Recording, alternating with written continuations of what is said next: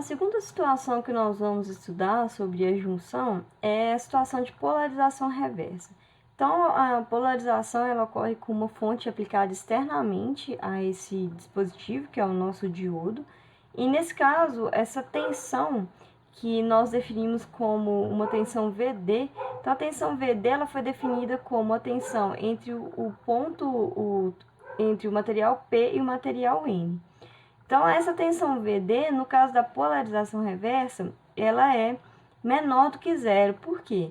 Porque o potencial negativo é aplicado ao material P e o positivo é aplicado ao material do tipo N. Então, é invertido aqui, né? O P, lembrando que aqui é P de positivo, então a gente põe o negativo no positivo, o positivo no negativo.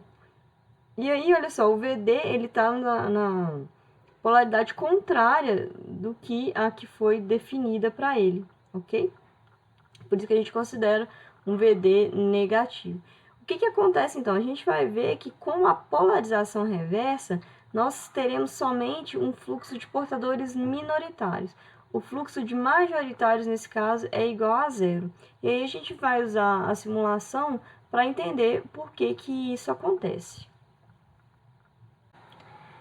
Então, aqui a gente tem ilustrado a situação de polarização reversa.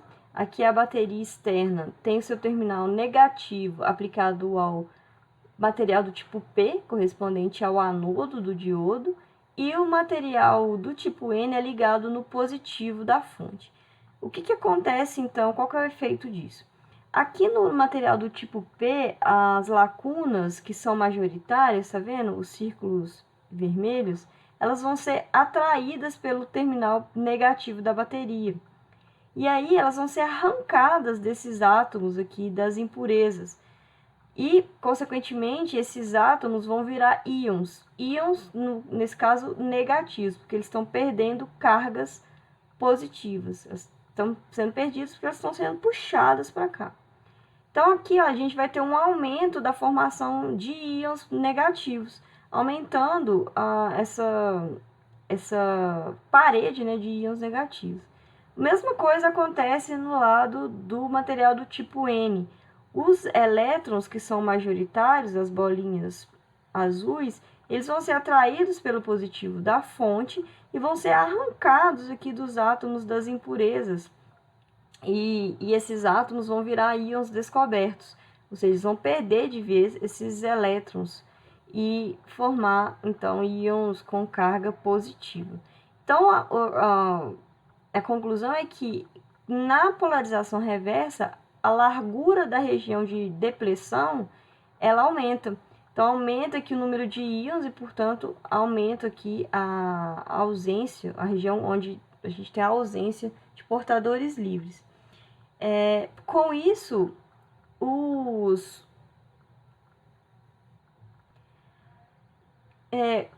não tem fluxo de portadores majoritários através do diodo, né? Através da junção. O deslocamento deles, então, é zero. Né? A corrente através desse diodo é zero. Mas aí a gente vai...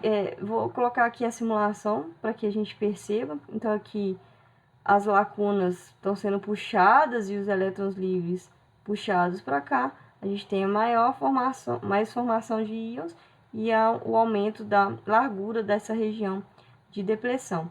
Como essa região ela se torna mais larga, a gente não tem o fluxo de elétrons nesse caso. O fluxo a corrente no diodo, através do diodo, é igual a zero.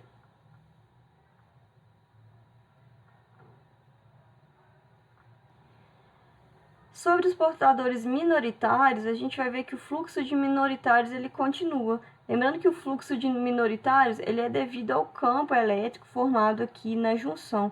Os minoritários do N, do P, que são os elétrons, eles vão ser atraídos pelos íons positivos, e os minoritários do N, que são as lacunas, vão ser atraídos pelos íons negativos. Então, o fluxo de minoritários ele depende somente desse campo, ele é consequência desse campo elétrico formado na junção. Então, a gente vai continuar tendo fluxo de portadores minoritários no sentido que a gente viu anteriormente, o mesmo sentido. Se a gente tem minoritário, elétron vindo daqui para lá e lacuna vindo daqui para cá, o fluxo de, considerando a corrente convencional, é de uma corrente reversa do material do tipo N para o P, nesse sentido, ok? E é isso que a gente vai ver na simulação. Os minoritários, eles continuam se deslocando. Aqui mostrou o fluxo de elétrons, né? Se a gente considerar que a carga, a corrente convencional é o contrário, a gente pode pensar nas lacunas se deslocando. Tudo bem?